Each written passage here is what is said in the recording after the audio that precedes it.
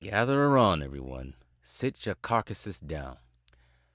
I got some films to review.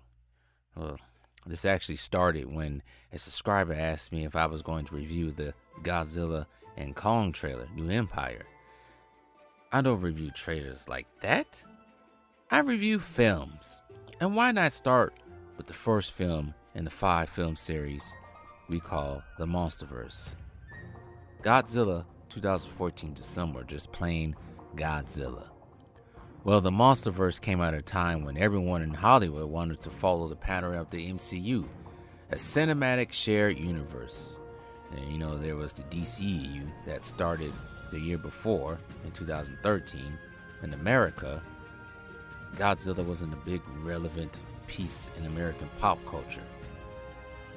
Even after Toho's release of Godzilla Final Wars in 2004, Godzilla's popularity kind of dwindled. After the last release, the world did see Cloverfield, sparking some interest, but the interest from the public dwindled itself. I really thought the first trailer for Cloverfield was a promotion for a new Godzilla film. Wrong. But I do say this, the first Cloverfield film did kind of reignite some interest in Godzilla for a bit. For we Americans, our only claim in Toho's famed monster franchise was the Hanna-Barbera 1978 animated show Godzilla and that terrible, astronomically terrible 1998 showing of Godzilla. But it's a guilty pleasure to watch at times for me, I will admit that. And then rumors of a reboot started in 2004, as the Godzilla 2014 started as an IMAX short film, before being shelved for a couple years until Legendary Pictures revived it and wanted a full-length film that spent years in development hell before director Gareth Edwards was hired in 2011, production beginning March 2013. The film was influenced by Nolan's adaptation of Batman, as that franchise had its own reboot with Legendary back in 2005. And every franchise wanted to use Batman Begins style of story writing. And of course, like Batman, Warner Brothers is behind the start of this universe. Godzilla was released May 16, 2014 to positive reviews.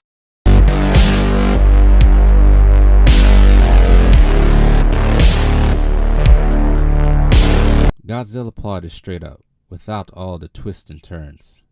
I think along the way over the years, the later movies were silly, somewhat convoluted, but when dealing with monsters, plot is minimal. But in the recent Godzilla -1, plot was everything, and the human element wasn't for jokes. In that film, man is seen as coward among peers as he runs away from conflict when Godzilla first attacks in the beginning of the film.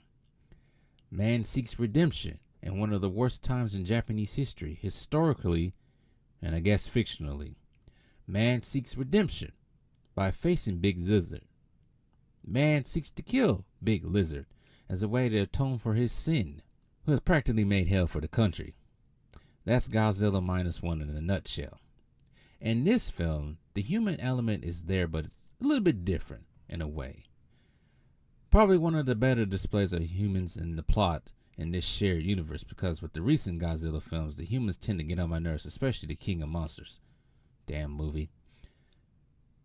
The story picks up in 1954 with Godzilla, well, you know the lore, telling us humans we tried to have Godzilla killed with a nuclear bomb. Well, that failed.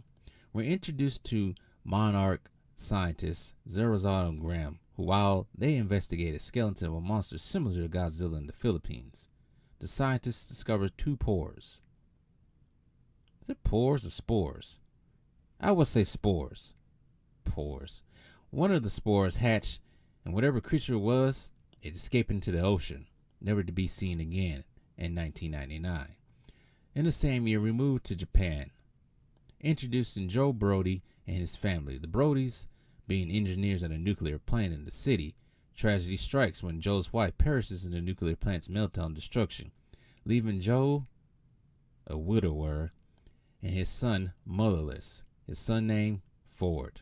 15 years later, Ford is in the U.S. Navy as a member of the Explosive Ordnance Disposal, meaning him and others like him deal with chemical, nuclear, biological recovery or disposal. He returns to his wife and kid in San Francisco from a tour, but has to head to Japan to attend to his father, who has been detained by the Japanese authorities for entering the quarantine zone to find the clues behind the nuclear plant's destruction 15 years earlier. Joe does not believe it was a nuclear meltdown, but something else. He feels like the government is hiding something, the real answer he seeks, and I think we all can relate to that. Yeah. Well, father and son seep back into the quarantine zone to get information from their former residents and discover the quarantine zone is clean, free from contamination. They are soon picked up by authorities and led to a facility on the ruins of the plant, discovering massive larvae, or one. It hatches, erects the facility, with Joe being mortally wounded in the destruction. Joe dies. The creature that destroyed the facility escapes, with Monarch coining the name for this creature, Muto, as it flies away in its mail. Officials report that the accident was caused by an earthquake. You lying asses. But to see Bryan Cranston's character off in the first 30 minutes of the movie was, at the time for me, disappointing. Judging from the commercials and the trailers, you would think Bryan Cranston's character would be the main character in the story, right? Wrong. Cranston at the time was pretty popular due to his time leading in Breaking Bad. Cranston liked the film, but after sight, he said Joe's death was a mistake. I, for one, didn't like it, but his death did serve a point to the film as it went on, particularly in his son. Later. The perfect word to describe the U.S. Navy in this film, that word is nincompoop, and that will be explained along the way. The U.S. Navy wants eyes on the male Muto. That's fine, nothing wrong with that. Ford discovers from Monarch that they have known about Godzilla since the 1950s when he was discovered, when the humans rudely awakened Big G by deep-sea bombings and tried to kill the beast. Thus, the origins of Monarch are revealed to study Godzilla and others like him.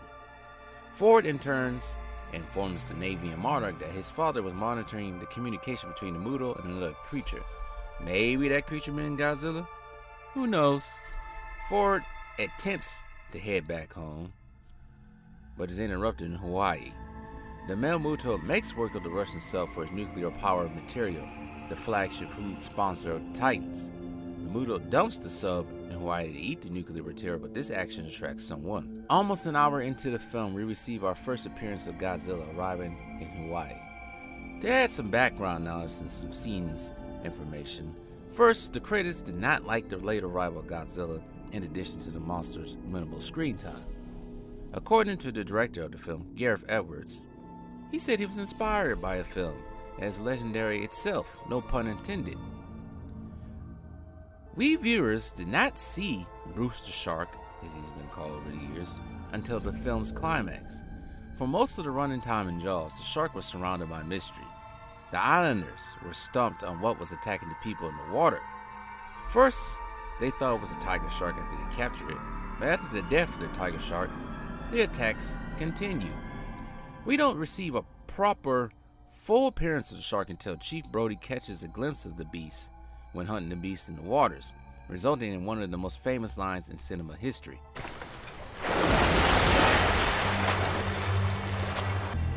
You're gonna need a bigger boat.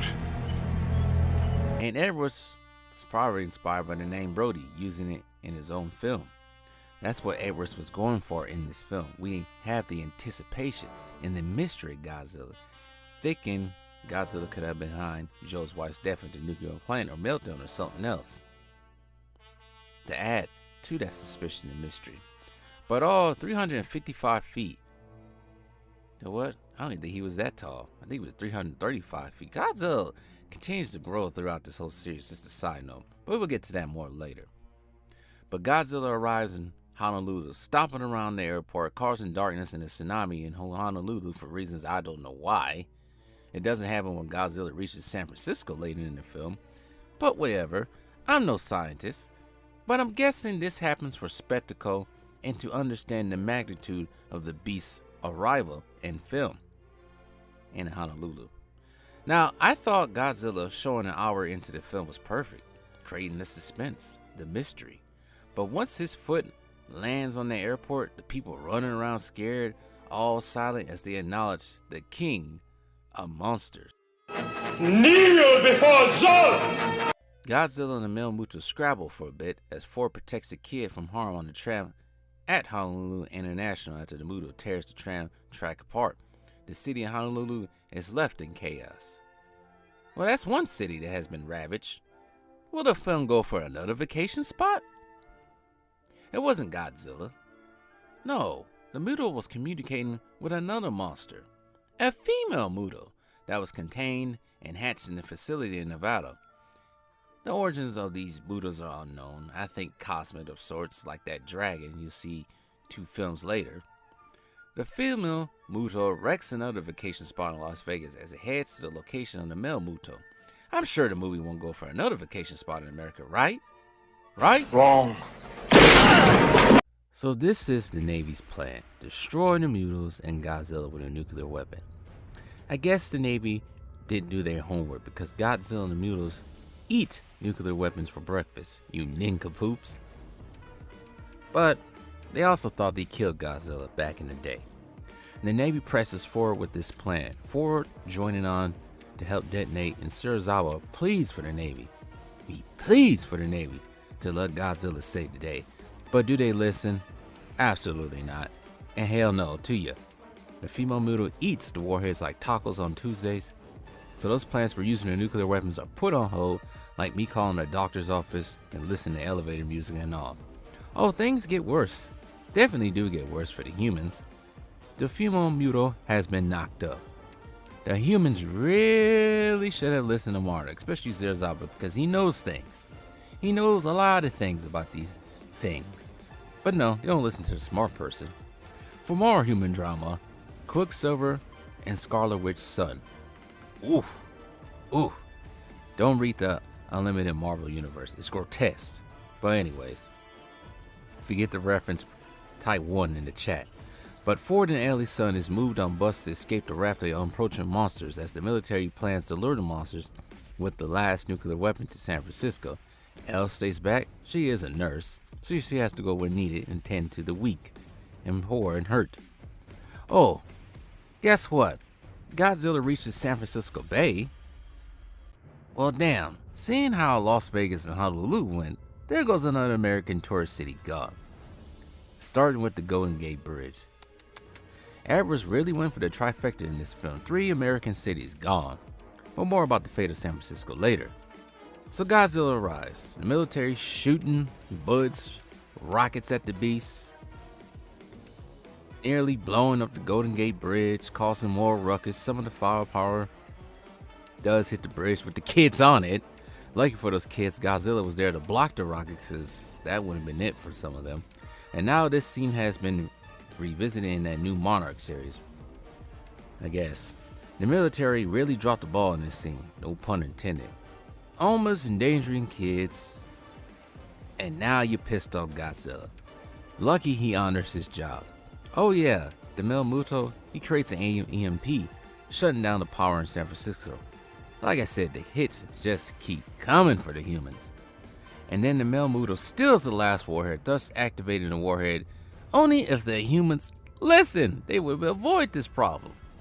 Godzilla scrambles with the male Muto in the city as the city falls into chaos with the city scrambling for their lives, including Ford's wife. Ford discovers his kid is safe, but the whereabouts of his wife are unknown. Female Muto creates a giant hole in the middle of the city to create a nest with thousands of offspring. I feel like they could have actually killed the female Muto before it even erupted out of that cocoon, but what are you gonna do? But the US, knowing that these monsters can take radiation, thinking that blast from the warheads would kill them is laughable. But back to the deeper meaning of that later. Now the military has to avoid another disaster. As I say, the hits keep coming. It's time to retrieve the last warhead after it was activated by the Mutos, with Ford joining on the strike force to help and maybe find his wife who's lost in this chaos, also to prevent his wife from dying. similar to how his mom died 15 years earlier. To retrieve said warhead, the strike force has to venture into the city via Halo Jump. The mission is pretty much a suicide mission. Ford and the strike team arrive, Halo Jump into the city with Godzilla fighting the Melmuto. It's actually a cool scene. It's actually a scary scene if you're jumping out of that plane, creating the fear factor. Like, yeah, I see these two monsters. I just thought, what happens if somebody gets hit by one of these monsters? Scary.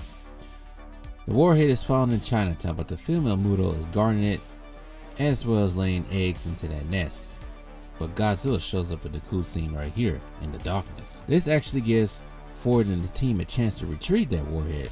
The female Muto engages in battle with Godzilla. The military retrieves the warhead, but Ford, being an already smart nincompoop up at this bunch, he decides to blow up the nest to avoid further problems with the offspring. Smart man. Smart man. Meanwhile, Godzilla is getting his ass beat. He completes the job, but the explosion catches the attention of the female Muto, who cries for the death of her offspring. If Ford doesn't make any noise, he wouldn't have got away with it, but the Muto catches him.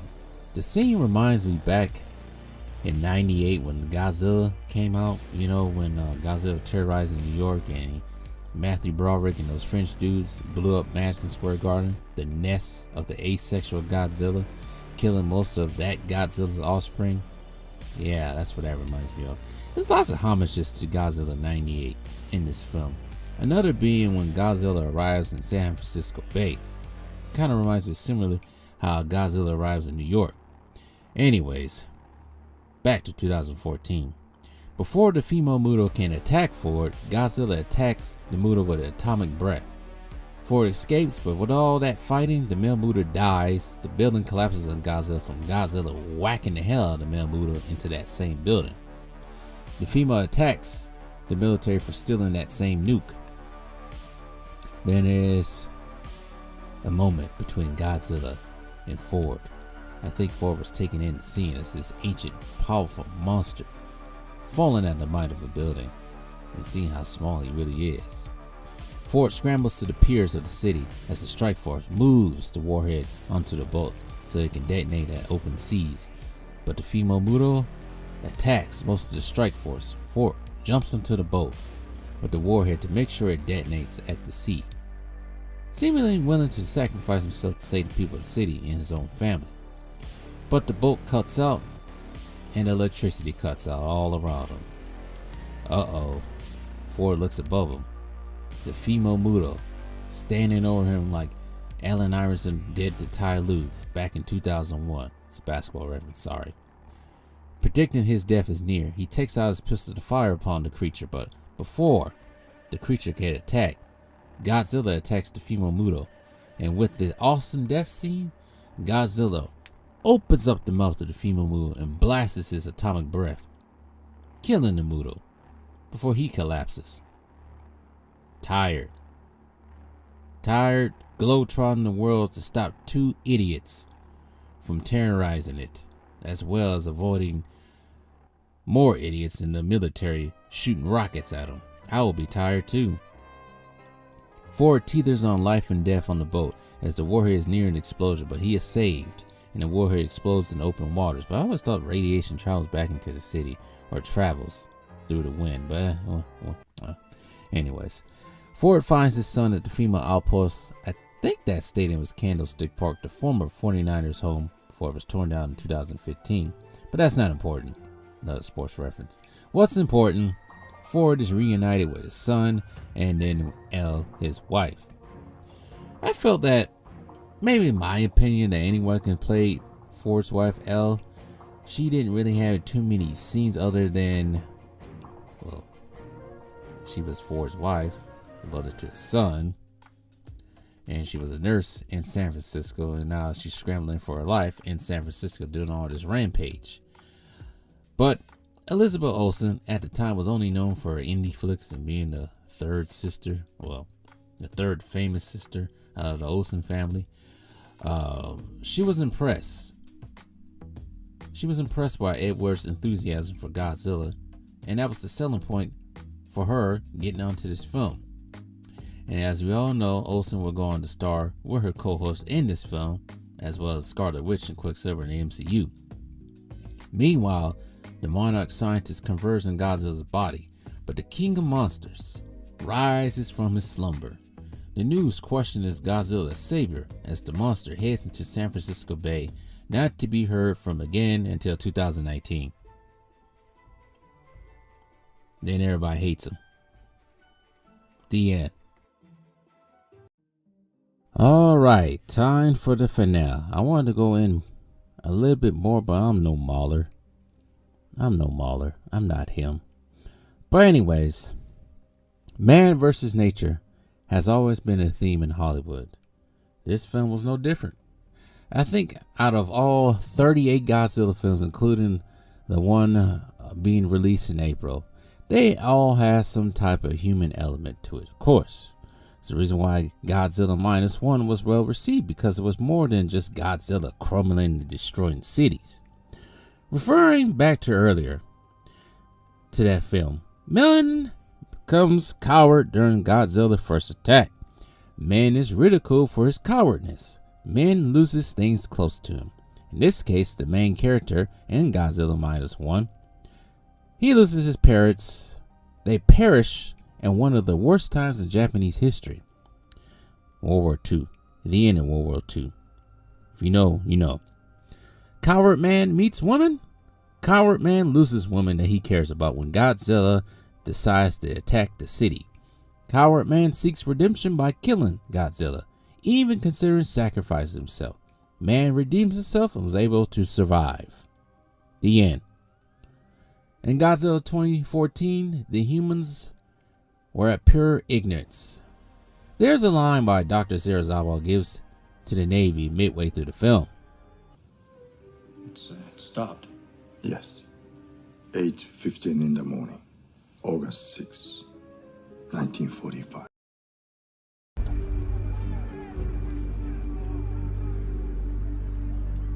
Let them fight. Those scenes mean something. Dr. Serizawa's past relatives already experienced the horrors of what nuclear weapons can do. The irony behind the bombs dropping on Japan gave inspiration to this whole franchise.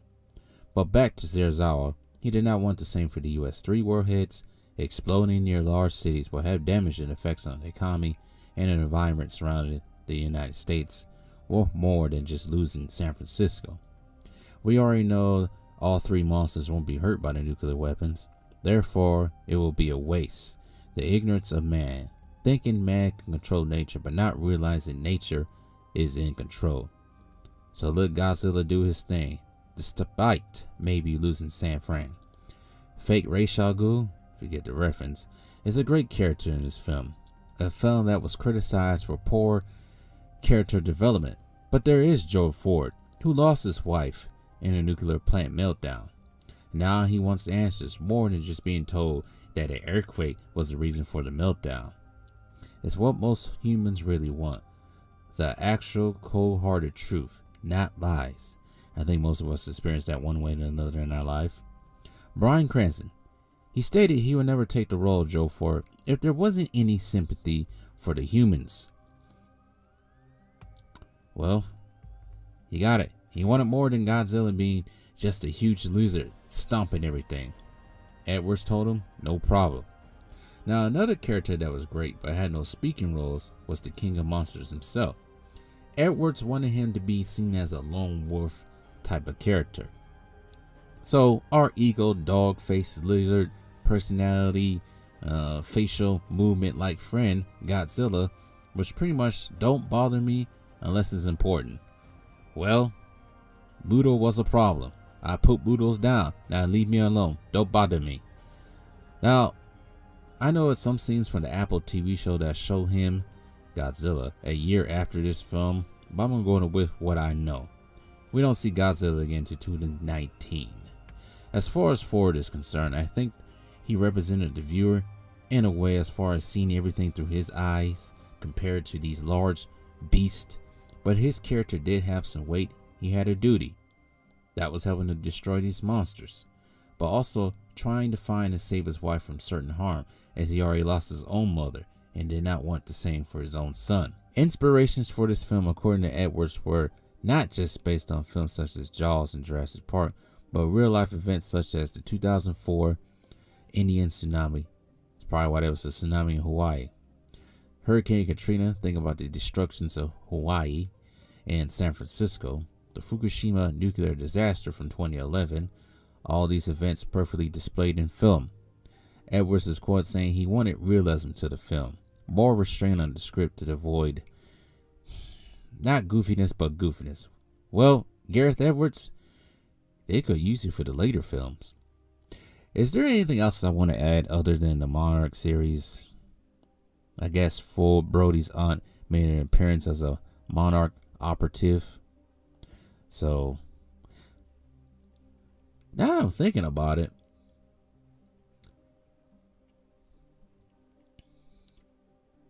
now I'm confused. If his aunt was in Monarch the whole you know what? I open up another can of worms. Like I said, I haven't watched the show, so I don't know anything. I just know that Ford Brody's aunt made an appearance in the show. But I guess there are some references to this film in the series, which makes sense. But because, you know, Godzilla's first appearance since the 50s, and now the events of the film are known as G-Day. These damn movies, these damn Hollywood executives giving events names. Well, maybe not executives, but writers. But anyway, I gotta give a name to everything these days. But we won't see Godzilla again till 2019. But you do get to see the big monkey in 2017. To be continued. Oh yeah, Light Note movie was so freaking dark I couldn't see anything. Now to be continued.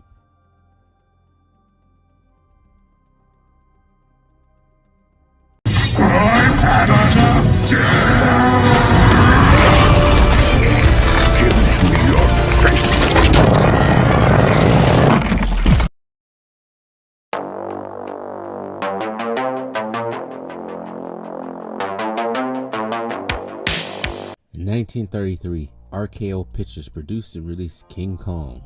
The film would become a box office success in the Great Depression era.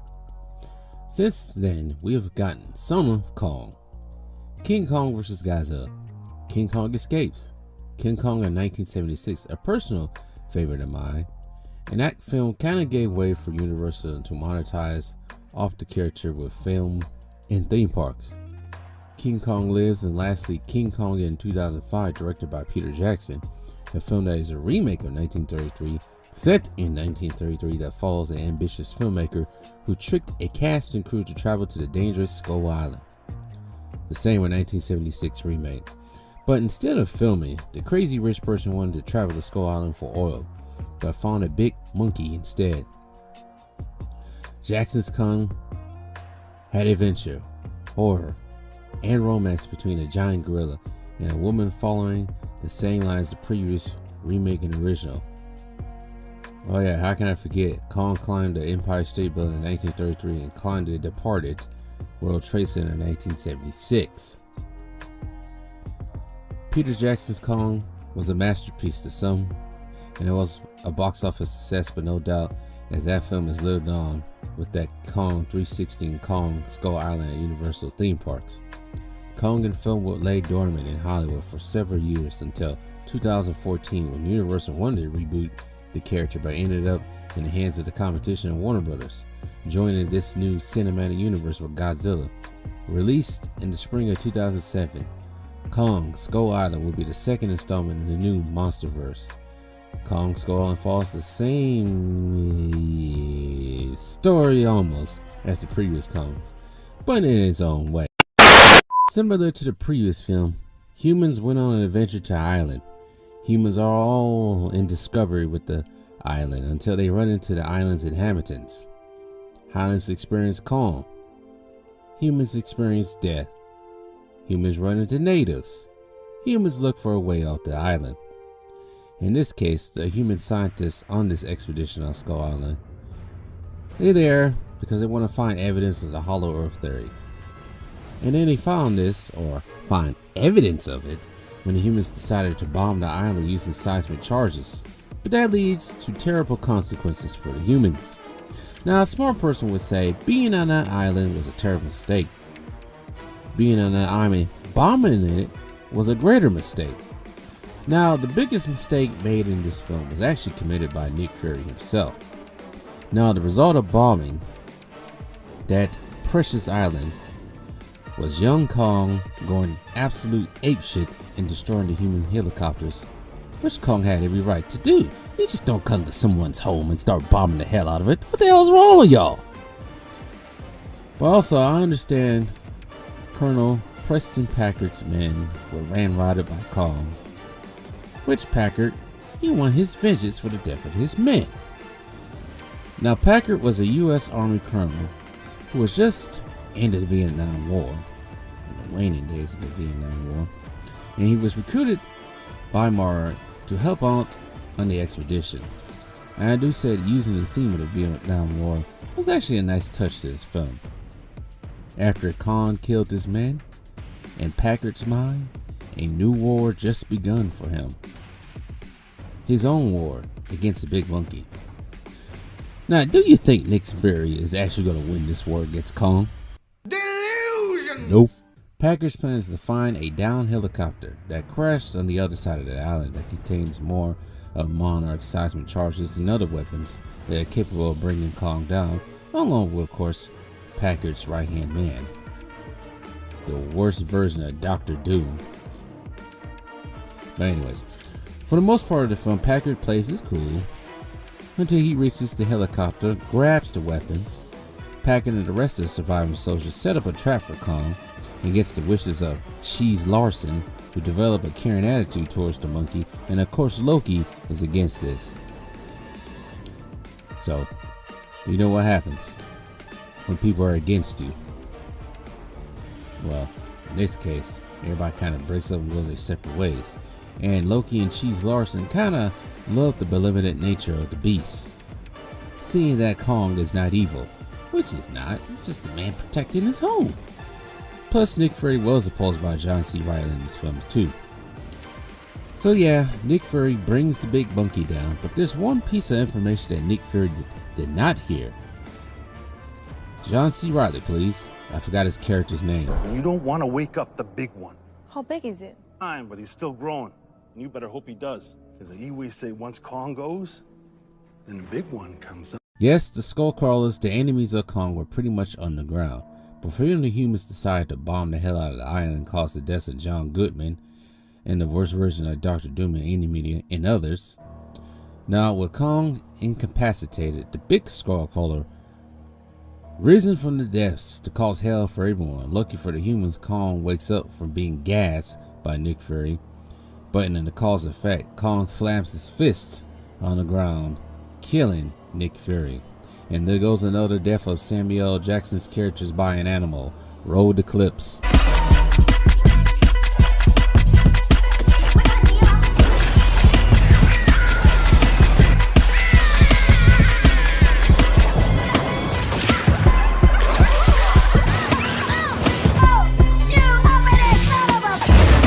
Rest in peace.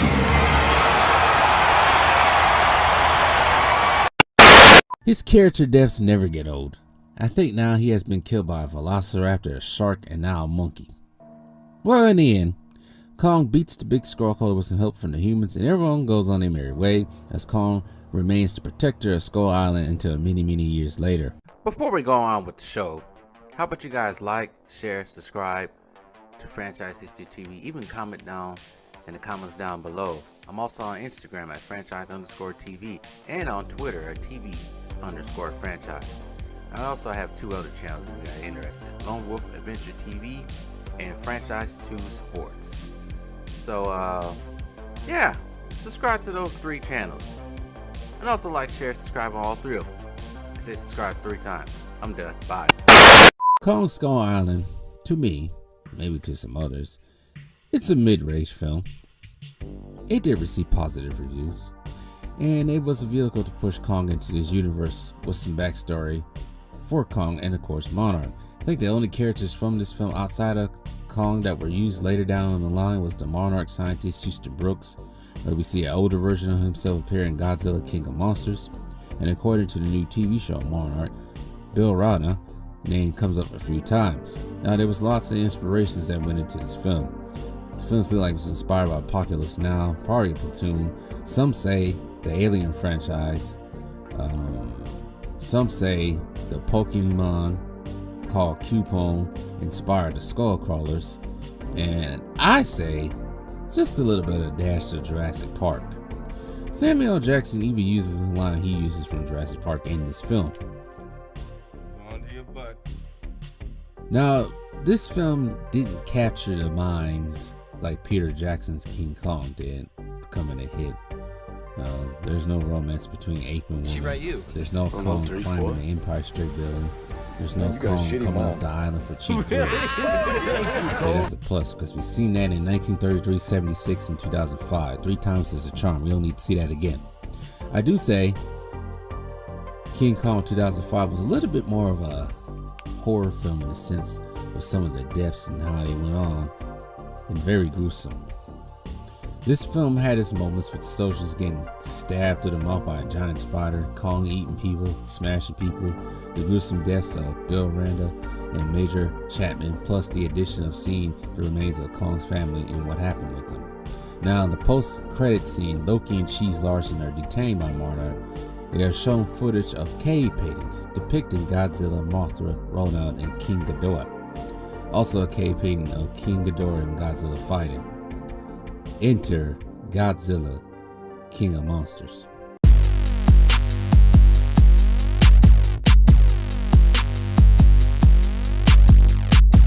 So everyone gather around. Viewers, meet 2019's early summer blockbuster, because I think this movie came out in May.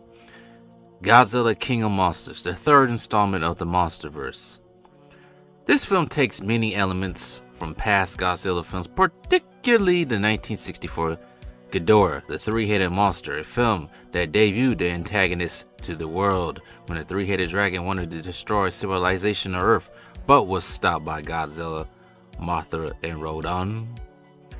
Well, that's pretty much the film in a nutshell, but there's more to it than that. But skip 55 years later, the film's plot is no different from King of Monsters' plot, except for a few changes. This time around, I want to focus on the idiotic plot and its mastermind, Emma Russell. Similar to the Brody family in Godzilla, Emma and her family suffered a tragic loss in the family, indirectly caused by the Titans. Emma and her husband lost their son Andrew in Godzilla's prize match with the Mutos in San Francisco. Very sad. Very sad indeed. Losing a child. The pain of losing Andrew causes parents Emma and Mark to divorce, leaving their only child and daughter, Madison, in the middle of this fracas. Now, Emma and Mark are scientists because of plot, but Emma's a scientist for Monarch, studying the newest Titan introduced, Mothra, while Mark studies animal behavior and communication somewhere in some cold state in America. While both parents are the creators of the film's prized device, the Orca. Stupid ass thing.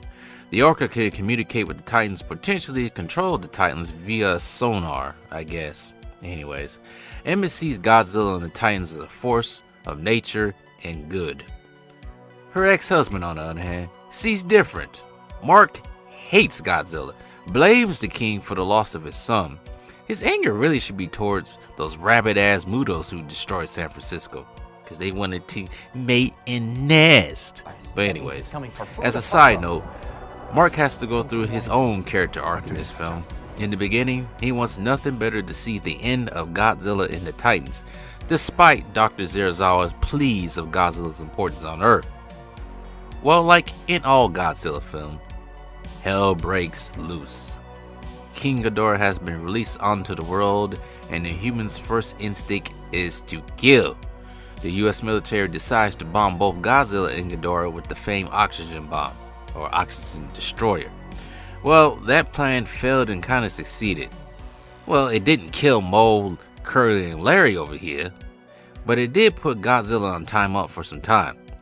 Mark receives his wish, but as soon as he understands the importance of Godzilla, after Ghidorah uses its alpha call to wake all the Titans on Earth to cause utter destruction across the planet. Realizing Ghidorah is too dangerous and a dangerous force of nature that needs to be stopped in a close encounter with Godzilla, Mark realizes the need for Godzilla and changes his tune towards the end of the film. Well, that's pretty much it for Mark as far as character improvement and development, because in the next film, he's just there. But Emma Russell, on the other hand, this dumb dizzy broad followed in the same footsteps of Thanos and Ra's al Ghul. I want to save the Earth. I want to make it green nonsense. Well, her plan: completing that mission by releasing the three amigos and other titans onto the world because the scourge of humans. Humans are reckless and destructive to Earth. You curly-haired dumb fuck. What the hell you think King Ghidorah was gonna do? Become the new host of Barney and Friends, where roll down as Baby Bop and tell stories to kids while handing out lollipops and singing "You Love Me"? What's the matter with you, you dumb dizzy broad? This thing is a freaking force of nature. King Ghidorah wants hell, and as soon as it waves its wings around, it creates storms that can wipe out cities. One of the dumbest decisions since John Hammond opened Jurassic Park. Replenish the Earth, save the Earth, make the Earth green BS. Well, I guess she learns this after the destruction of San Fran and Las Vegas, that both former cities have become part of nature. So releasing the Titans on the world via using the Orca to terraform the Earth will save the Earth in her calculations. Bad idea. And now you really pissed off Godzilla by releasing utter hell on Earth. The big lizard just wanted to smoke weed at his underwater mansion, but this dumb dizzy broad had other plans. Well, now that the Titans are on Earth, tearing up the joint, Emma really thought she could save her, but in return she really caused more Andrew problems to happen. Who knows how many kids lost their parents? Parents losing their kids in the destruction across the globe due to these Titans. Once again, the Monsterverse shows you how dumb and ignorant humans are, thinking a monstrous, evil ass three-headed space dragon, that's a lot of words right there, was just gonna allow humans to coexist with it. She should have figured that out when Ghidorah made mincemeat of the Monarch soldiers earlier in the film. Now, instead of sins of the father, we get sins of the mother, because Emma's decision has caused a rift with her only child, when you have weirdos in my comments talk about some Millie Bobby. Oh, I'm quoting Drake. But Madison decides to use Orca to direct the Titans from destroying stuff, but she comes face to face with the King Ghidorah himself. But lucky for Godzilla, come marching in like Stone Cold Steve Austin at WrestleMania.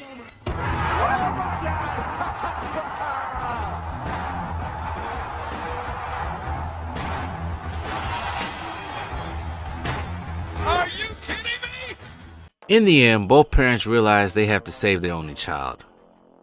But also Emma realizes in order for Godzilla to defeat Dragon Breath over here, she has to lead Ghidorah away from Godzilla in order for Godzilla to gather himself after he was dropped on his head by Ghidorah and for the other humans to escape.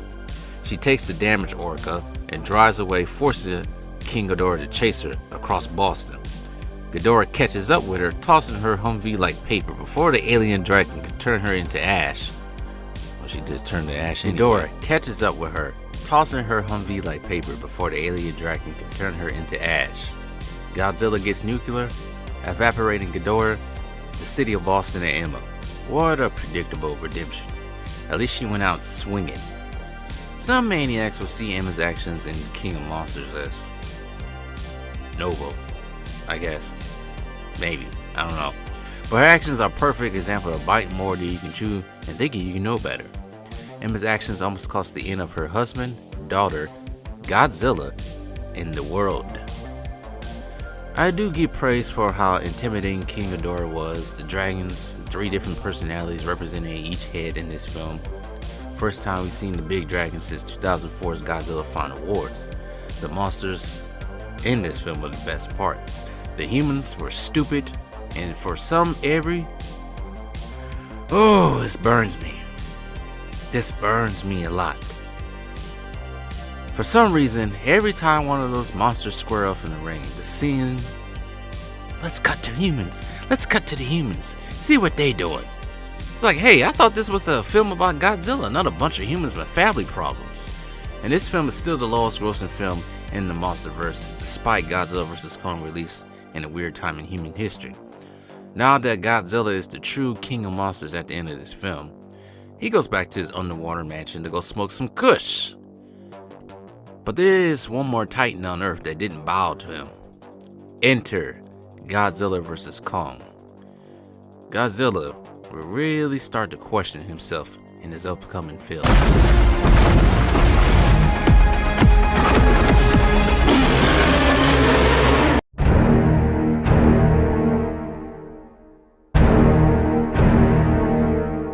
I almost feel bad for the Monsterverse Godzilla. To me, he seems like a tortured soul in this world.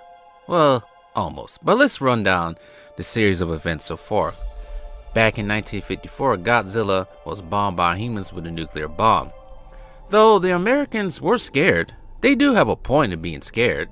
Godzilla did attack the American Soviet subs using the radiation from those subs for food. That atomic bomb they threw at him was nothing but a snack to him. Godzilla still stays the course. No rampage, no killing of humans or human settlements. You gotta think, Godzilla is the last of his kind, so he's a lone wolf, the last samurai type of personality. Gary Cooper over here. In 2014, he saves the humans from a terrible fate, going toe-to-toe with the two raging Mutos. The humans attack him in San Francisco, resulting in Godzilla fleeing and the end of the Golden Gate Bridge. Then he defeated these two Mutos, almost close to the brink of death. Well, he gained some respect from the humans of San Francisco, dubbed by the media the King of Monsters, and he went on his way into the Bay, never to be seen again. But according to the Godzilla comic Aftershock, he had to put down the Prime Muto. I guess he battled the Iron Dragon according to the Apple TV show Monarch, and I guess humans continue to harass him. Man can't even get some sleep. Turn off that light! Oh! King of Monsters. Emma Russell and that terrorist group released Ghidorah on the world.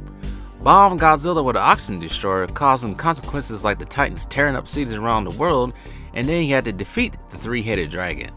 Becomes Alpha Titan, I guess that works out, despite a few ops trying to act a fool around the continent or the world. Continents. So far, Godzilla has had some ups and downs, some bruises, but in Godzilla vs. Kong, it's like Godzilla's accomplishments were disrespected and now we're gonna kill him again. Or at least try. Well, it's 5 years later after Godzilla became Alpha. Now he's on another warpath, attacking human settlements on his own record. Something Emma Russell pointed out in King of Monsters. He really only attacks humans when provoked. Well, his first victim in this film is Pensacola, Florida. His target, Apex Cybernetics, ran by the CEO and founder Walter Simmons. Godzilla attacks, wipes out the facility, moves on, pissed off. So what's provoking Godzilla? Well, meet Kong. We haven't seen this benevolent ape since 1973, when he ripped out that nasty lizard tongue and beat Samuel L. Jackson to a pulp. Pulp Fiction. Enough is enough! I have had it with these monkey... Kong has a little human friend and some human observers, plus Skull Island isn't the same Skull Island from before. It's now being drenched by a storm that was supposedly caused by King Ghidorah. That damn pesky three-headed dragon. You really screwed everyone, Emma Russell, even Kong. And now Kong has to sit inside a facility that kind of mocks Skull Island, but like I said, outside of that facility is raining cats and dogs and lizards and whatever else out there. But for most of this film, Kong is being glazed by the humans to the point I got tired of it. Maybe it was only me getting tired of it. I know this for sure. Kong bows to no one. There's not many in Godzilla's corner. Zerazawa's gone, so there's no cheerleaders for him. But there is a Zerazawa in this film. More on him later. But for the case of Godzilla having support in his corner, it doesn't help him when you attack the beloved big ape. The Titan has gone unchallenged out there. He must bow to me. So, The big monkey was challenged in the middle of the Pacific by Godzilla. Godzilla wins the first round with some ease. He basically dominated the round. And if it wasn't for those pesky humans, that monkey would be dead! Now for the Villains Corner, a new segment on Franchise History TV. Meet Walter Simmons, CEO and founder of Apex Cybernetics. He's not a Machiavellian type of villain, maybe closer to an anti-villain. Believes in what he's doing is right for the world, and he is also head of... The only way to do it, he must create a Titan to solve the Titan's problems and protect the humans.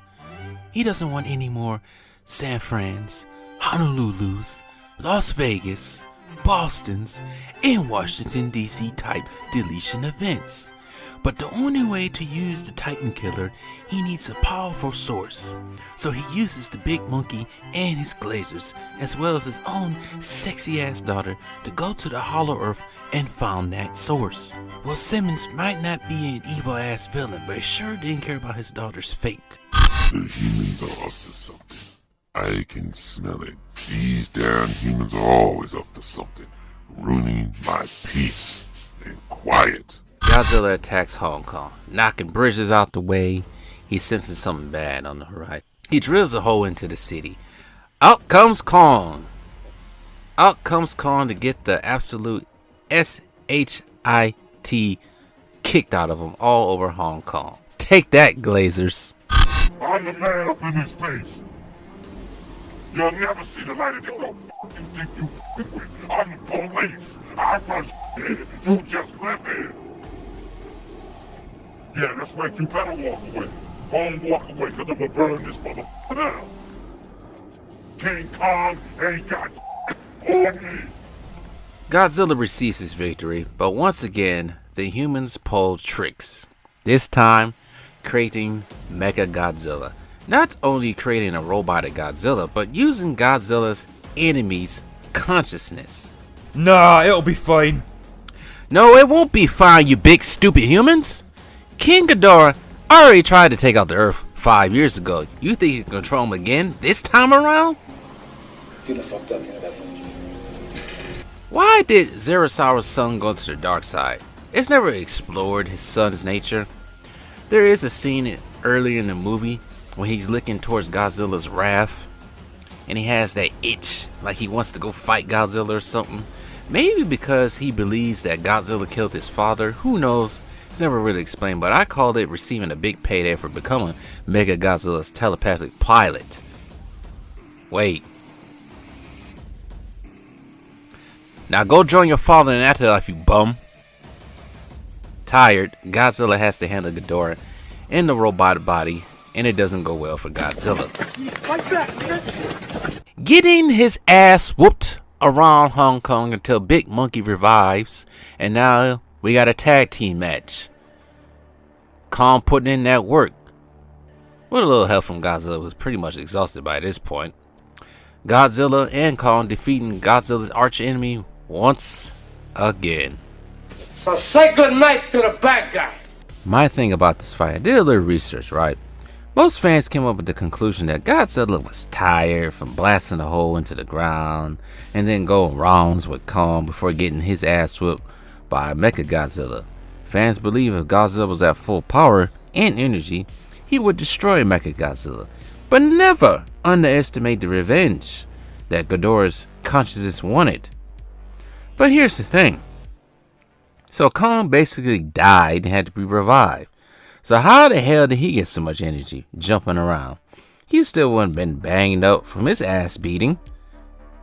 Then again, he did have some help for Godzilla's atomic breath in that axe. Plus the writers probably felt Kong needed the victory. Godzilla can't have all the fun now. Godzilla and Kong squash their beef. The two go their separate ways. Kong lives in the Hollow Earth, while Godzilla resides somewhere around the seas. The ignorance of men. The perfect way to describe the humans in the Monsterverse. Humans feel so small in the universe compared to these titans. They still don't fully understand Godzilla's mission to restore balance in the nature of Earth. With the exception of the Muros it seems like every incident could have been avoided. You know? It's like, if you want to see Godzilla no more, then stop doing stupid things. Hong Kong wouldn't have been thrashed by the Titans, and you can say the same for the other cities in the previous films. Maybe just King of Monsters, not Godzilla. Humans create their own problems with their ignorance and their arrogance, similar to real events. Simmons was so caught up in his smelling his own farts, not taking into account that controlling a weapon of mass destruction like that could backfire. Now I understand he probably didn't see Ghidorah's mind taking over that machine, but he did create another world disaster, similar to how Emma Russell thought Ghidorah and the Titans could restore Earth in its nature, which I still don't get. Three-headed dragon, massive three-headed dragon. It's gonna listen to you because you have a little machine. Another city destroyed. The lone wolf Godzilla and the below Kong saved the day.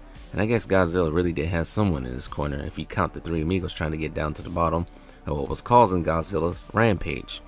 You would think by now Godzilla's thinking, save us. And I'll whisper, no. Godzilla is putting his life on the line to protect humans, so show some respect, you Nimrods. The ignorance of man in this franchise. It's funny. I wonder in the upcoming film what tomfoolery would the humans pull in that. And for Jang in the jungle, I got something for you. Know this for sure. Kong bows to no one. Kong bows to no one. Help me! Help me! Kong bows to no one. The fuck did I do wrong? Kong bows to no one. Stop it! Kong bows to no one. Kong bows to no one. Kong bows to no one. Kong bows to no one. Big stupid ape. Hello, ever wanted to visit Brazil, experience Carnival, or how about Cairo, Egypt, see the pyramids of Giza, or live like a Roman emperor in Rome? Well, get the complete vacation package to visit all three of these cities for $30,000 each, but make sure before you do you purchase the Titans insurance for an extra $500, because you never know when Godzilla will turn up and make a historical attraction his new king-size bed. But get to these cities while the prices are still low, because who knows if these cities will be here. This ad was paid for by the franchise traveling agency.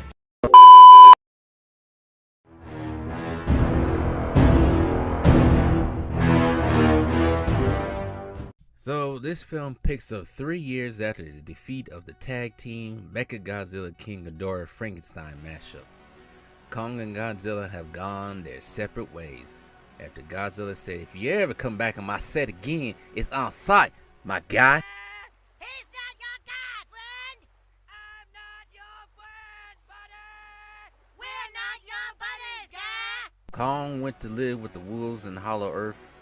Godzilla remains king of the monsters on Earth. And I'm starting to get the feeling the humans are getting tired of Godzilla, but I think that feeling is mutual. But let's not forget the humans stupidly unlocked King Ghidorah and his royal subjects on Earth, causing more damage to San Francisco than needed as well in the first Godzilla. Now that city is a wasteland. Imagine Godzilla decides to say this: "You know what? I'ma sit this one out. You know, y'all humans can handle Space Godzilla. Y'all good. Y'all know better. Y'all get on in Space Godzilla. I'm gonna go to the crib and go back to sleep right quick." But that'll never happen. Humans will be up a creek without a paddle trying to take on something like Space Godzilla. After Kong dances with wolves and kills their leader Ralph, back topside with Godzilla and his new victim, a female titan we haven't seen since his rampage in the Valley of the Sun, that large crab spider thing. Godzilla has a showdown with it in Rome and makes quick haste of it, then proceeds to take a nap inside the Colosseum. Backstory to this: the Colosseum reminds Godzilla of his old home in the ocean that we saw in King of Monsters, that has been since destroyed with a nuclear bomb. I don't know how a 400-foot tall lizard can fit himself inside of the Colosseum, but he did it. Nah, y'all humans leave me alone now. I need a siesta. Imagine seeing a big ass lizard taking a nap inside your local NFL stadium, if you have one. But his siesta then wouldn't last long. What the hell, man? I'm trying to take a nap. feel a disturbance in the force. This looks like a job for Godzilla. Thus begins the Big E's European tour. He charges up at a nuclear power plant in France. I don't know why the French authorities even got involved in this, wasting all their airplay trying to defeat something that's you're not even getting hurt. I didn't understand that. That was a waste of time. But after Godzilla recharges in France, he travels somewhere cold to put hands on another female titan. I guess Godzilla's channeling his inner Diddy in this one. Taking the Titan's power, becoming more powerful and pink. I actually like the scene when he charges up.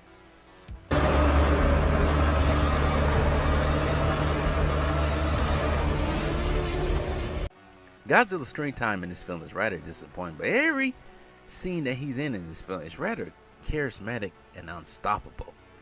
Back to Big G later. We gotta talk about Big Monkey. Well, Big Monkey has been chased by wolves, setting traps, breaking his tooth. He goes to the dentist, and in this film, he morphs into a Planet of the Apes film. Kong beats up a couple of apes, eats sushi, and makes friends with Diddy Kong. Now this film becomes a mixture of Donkey Kong and Planet of the Apes. What is next? Diddy Kong leads Kong to his tribe, who is being ruled by a dictator ape named Scar King, a big ass orangutan. Cue the music, please. I'm the king of the swingers, oh, the jungle VIP. I've reached the top. Now this film becomes a mixture of Donkey Kong, Planet of the Apes, and Jungle Book. So, the backstory on King Louie over here. He started a war on Hollow Earth, or in Hollow Earth, every way you look at it, with Godzilla, supposedly with his kinfolk, Godzilla's kinfolk. In addition to trying to wage a war on the surface world, but was defeated by Godzilla and then trapped in the Hollow Earth for good. And you look at King Louie's kingdom, a perfect example of hell. Kind of reminds me of how Darkseid rules Apocalypse. You got the citizens working like slaves, hellish landscape. The people are exhausted, punished, and scared of Darkseid. Good job of trying to create that aura around Scar King, director and writers. And I do say the Monsterverse has done a good job applying biblical references, going back to the King of Monsters scene with King Ghidorah in front of the cross, and now with Scar King and his hellish kingdom. King Louie showcases his might on the people, and to Kong, he wasn't having it. I like how they, you know what, it may be CGI and these guys can't talk, but the CGI does a good job of telling the story and getting the emotions out there of these creatures. You gotta give it to that. King Louie and Kong battle until King Louie gets his ass thrown by Kong. This little battle.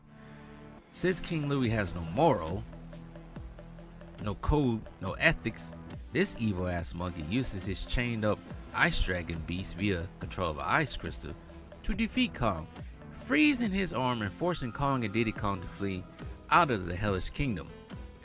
Outside of the beasts battling each other, there is a human subplot here that really nobody cares about.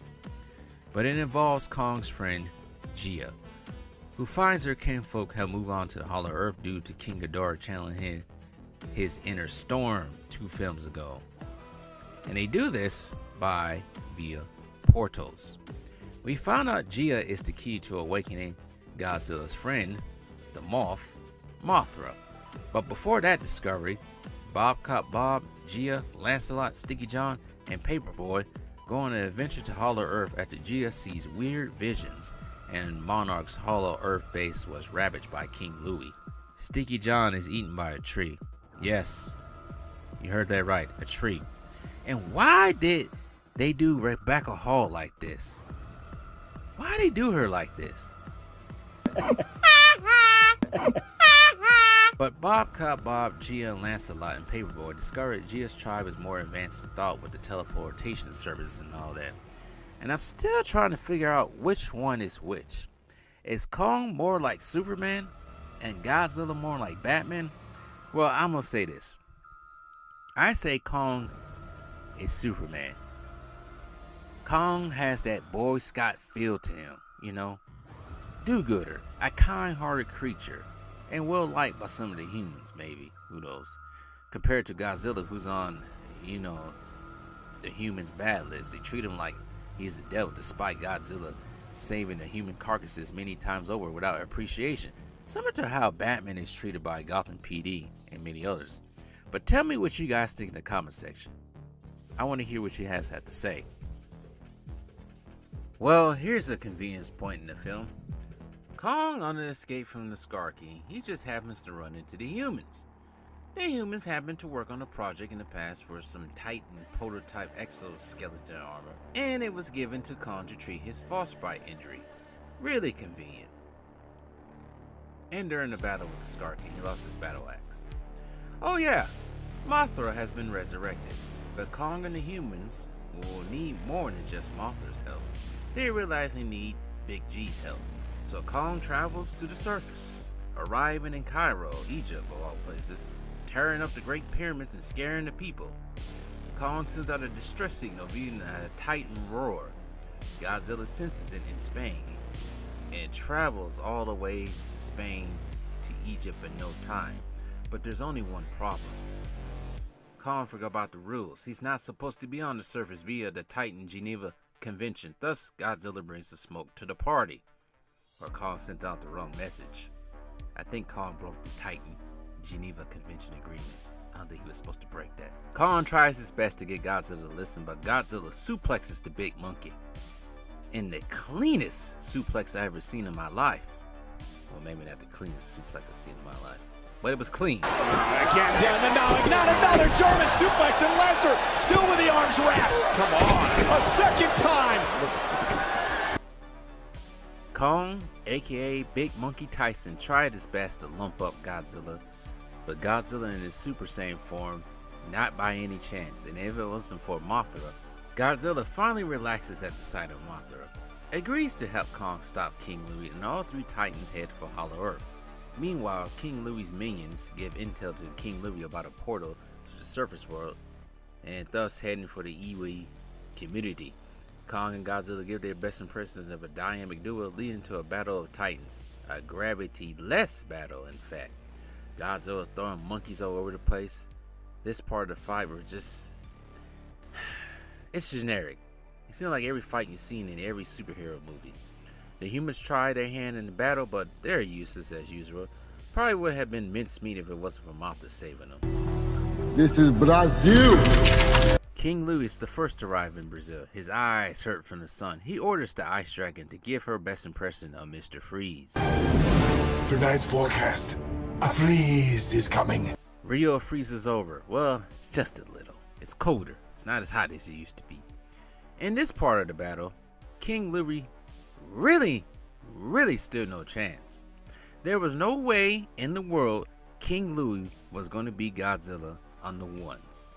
Unlike past films, Godzilla was nearly unstoppable in his new form in this film. You know, in past films, Godzilla was getting lumped up and he kind of struggled to get back up. Not in this film. No. Not in that new form.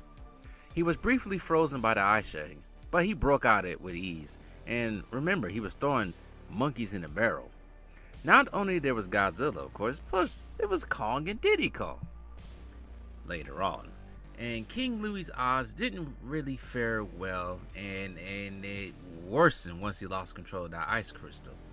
And he was pretty much mincemeat after that. Once Shima was out of his control, Godzilla orders Shima to freeze King Louie in Kong's hand. Kong initiates Hulk Smash and sends King Louie to the lower. Get him out of here! Get out! Godzilla reverses Shima's ice age with his atomic breath, probably giving the residents of the city radiation poison. All subjects to die in 5 years. Godzilla returns to his nap in the Coliseum. Yeah, don't bother me now. I'm going to sleep. Leave me alone. Don't bother me. That's what Godzilla said, okay? I'm just translating what he said.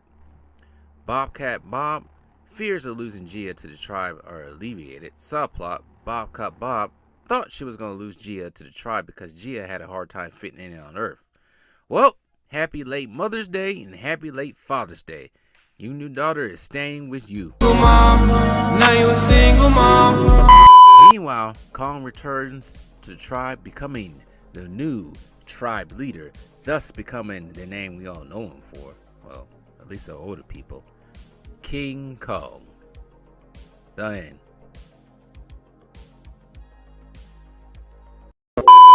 It seems like the writers and directors have made a decision to focus more on Kong with every film. Kong has become more human, exhibit more human-like emotions and mannerisms. Not to say Godzilla hasn't. Remember, Godzilla laughed at Kong's pain in the previous film. Not to say Toho gave more life and personality to these creatures in the past. But in the past 4 films now, Kong's story has begun with him becoming a lonely lad, a protector of Skull Island. He only became violent as the ecosystem of Skull Island was threatened, and Godzilla vs. Kong. Kong's understanding of human language and emotions improved. He gained a little human friend and gained a new home once Skull Island was ravaged by a random storm that was set off by King Ghidorah's rampage in that previous film. Thus, him and the humans discovering Hollow Earth, Kong's new home, to add becoming a hero, defeating the duo Kevin via Mechagodzilla. In this film, Kong finds the apes. Just like him, he adopts a son in Zuko and a chance to free the apes from the evil of Scar King, thus becoming King Kong. The hero's journey in the cinematic universe in a nutshell. And that's why I compare Kong to Superman, because Kong has that Boy Scout mentality, justice, freedom in the American way. As far as Godzilla is concerned, story-wise, I was disappointed at first with the screen time he received, but sometimes less is better, less is more. Something other Hollywood franchises still haven't attained yet. The King of Monsters received an upgrade in this film. According to sources, his beating of the squid spider in the opening of the film was due to the squid spider siphoning nuclear energy. Godzilla can't stand to be challenged as the alpha on the planet, so death to Spider. Death to Spider, but Godzilla went on to continue his role as balance in nature, but siphoning nuclear energy from the French. Once again, the French are punk for their resources. According to theory in film, Godzilla's new evolved state only happened due to the upcoming threat of the Scar King. I highly doubt it. Something worse is on its way. But now, with having all these shared cinematic universes in Hollywood, we know something powerful is down the hatch. His new form being an ode to the Millennium era. It was an ode to the Dragon Ball. Well, let's not forget about the poison cells. Gas filling the poisons. It is Godzilla, which refers to the existence of the universe. And has been beginning for Destroyer. I do say this film does humanize Godzilla a bit more, showcasing his love for sleep and his attachment to his former home that was destroyed 2 films ago. Thus, the Roman Colosseum was picked for his bed. And not to forget his reunion with Mothra. Now there are reports saying that this Mothra in this film is the mother of the Mothra in King of Monsters. Directors just be saying anything these days. But seriously, what happened to their other egg, by the way? For the main antagonist of this film, King Louie, aka Scar King, well, the film and his screen time does a decent job of illustrating how evil this monkey is and the comparisons between him and Kong. This is a tale of what happened if Kong went evil, an evil tyrant monkey. Hollywood this year has a thing for evil tyrant monkeys, but Scar King was everything you find in an evil leader, imprisoning his own apes, overworking the male apes, destroying the apes who got out of line over the smallest offenses, keeping the heads of the punished apes on pikes like he's Vlad the Impaler, keeping the female apes to himself while ruling that hellish landscape. Not to forget, he forces a titan against her will to kill. Sounds like every real-life dictator known to man. One could say Godzilla throwing Scar King in this containment, whatever this kingdom is called, caused the suffering of the apes, only for Kong to free him many years later. But in Godzilla's case, did Godzilla have the foresight of this? Godzilla chose the surface to protect, then the treatment of apes. Then again, remembering Godzilla and his kind weren't too fond of the apes and went to war with them. Not to say there's any good apes out there. But back to the Scar King. He was a Class A sickle that enjoyed the pain of others, as you saw in this fight with Kong, ruling that place like he was a North Korean ruler. If one doesn't laugh at his jokes, it meant death. Zuko, aka Diddy Kong, he had a story. When he first ran into Kong, he was an evil son of a bee, but only because of the influence of his ruler. Deep down, Zuko only wanted to do good. With the appearance of Kong realizing Kong could possibly stand up to the Scar King, Zuko realized there's a possibility for the apes to be free from this evil leader's rule. Zuko was really lucky once he found out Kong teamed up with the king. He went from scared slave to a kid that had a hand in defeating the evil ruler, destroying the ice crystal that caused pain to Shimo. Now that the Scar King has been destroyed, Zuko has found a father figure and a friend in Kong.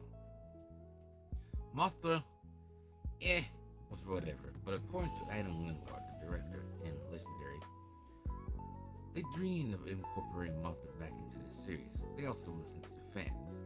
They only needed clearance from Toho to get the rights of the Queen of Monsters to make it possible. But I guess Mothra lives in Hollow Earth as protector of that tribe. Shimo, not much was said about her background within this film, other than creating the last Ice Age. It was actually introduced in the Call of Duty game a few years back via cave drawing. Now that she's free from Scar King's reign, looks like she'll join the Monsterverse Avengers in the future. Once again, the humans were used as a vehicle to move plots in this film, particularly Gia, her heritage, and the resurrection of Mothra. As much as fans don't like the humans in this film, but they are needed to help the plot, but I get why they don't like them. Fans just want to see films of monsters just beating each other up for 90 minutes. In addition, now that these last films, the CGI team and writers have given these monsters more personality, with the facial expressions thus become more human-like. Example, with Kong going overboard sending Scar King to the lower room, Godzilla briefly smirks, receiving a playful smirk from Kong himself. I wonder if humans are tired of Godzilla.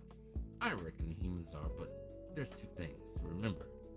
Godzilla is the balance of nature. The humans can be tired of Godzilla all they want. It's his world. Now, he can do whatever he wants. He's a made man. And we humans are not. We just have to sit there and take it. A rule among Titans. Real greaseball shit. Type 1 if you get that reference. You would think, of all these countries, and all their cities laying in waste, you would think by now Monarch will help in the creation of some protection of these major cities. There's a lot of displaced people out there, and it probably be a reduction of population. Washington, D.C. and Boston, I think, received the worst. That storm that King Ghidorah produced seemed like it wiped out Washington, D.C. altogether. And Boston. Whatever happened there. I reckon the financials and politics of these countries like the US, Italy, France, Brazil, and China have been wrecked by these titans. Displaced people everywhere. I'm sure that's not pretty. But I'm surprised Godzilla has not given people cancer yet with all that radiation. Well, there'll be a new set of humans again in the next film. But there's one question that needs answering.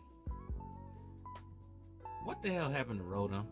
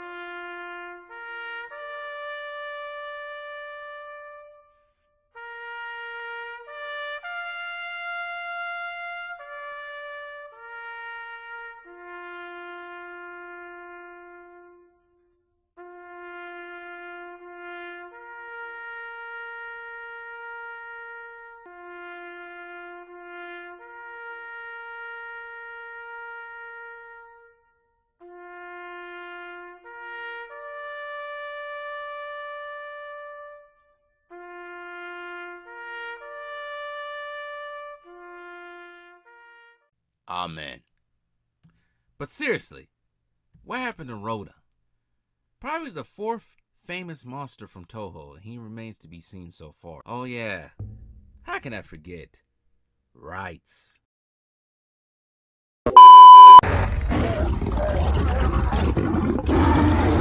You got locked up.